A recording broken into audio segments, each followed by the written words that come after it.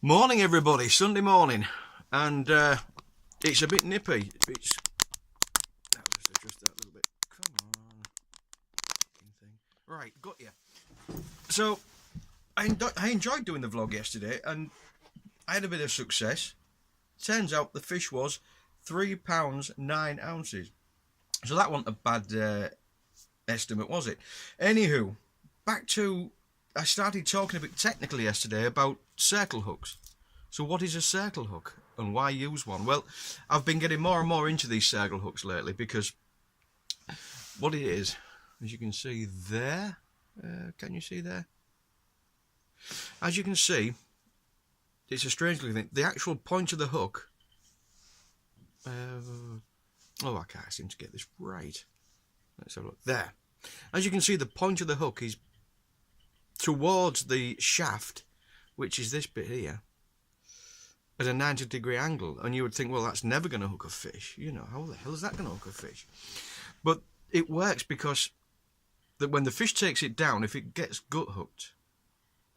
Now, let's just take a step back and look at a traditional hook. This is an Aberdeen. There we go.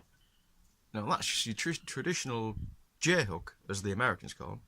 And it's a long shank, medium gape Aberdeen hook. Now, if a fish takes that down into its gullet, it's a goner.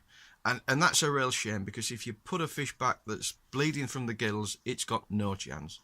So, yeah,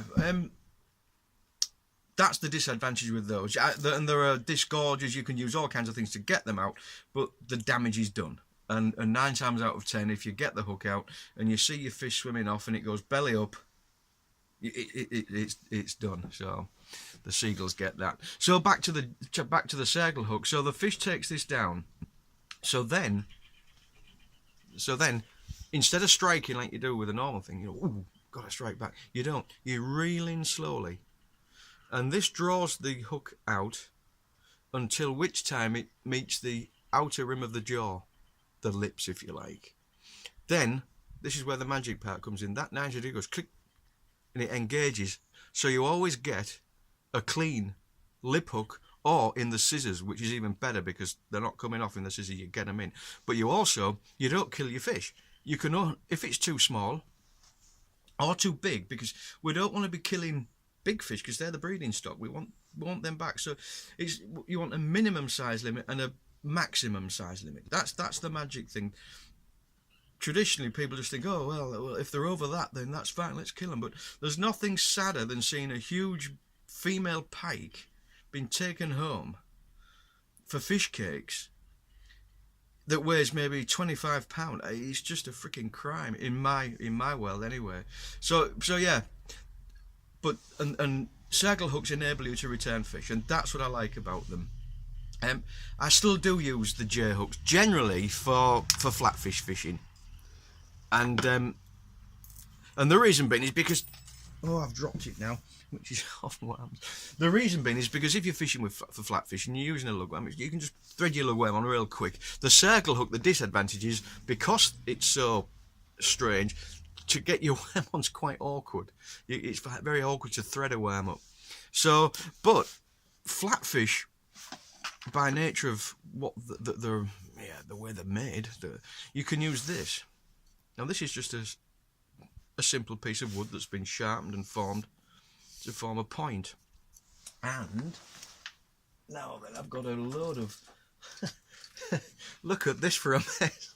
I was fishing, I haven't had time to clean it up yet, get it all sorted out, so I can play with my toys later. But there's the idea is that so the flounder or places taking it deep, you can literally put this in the mouth. Now, it works with flatfish because they have a tubular mouth. That's why you can't use it on a cod or anything. It's only for flatfish. So then, as you can see, now the hook is wedged on there. And then you simply turn the fish, not the disgorger, let's call it disgorger, fish round, you can hear a little cracker gristle, and out she comes, the whole thing. And the fish can go back.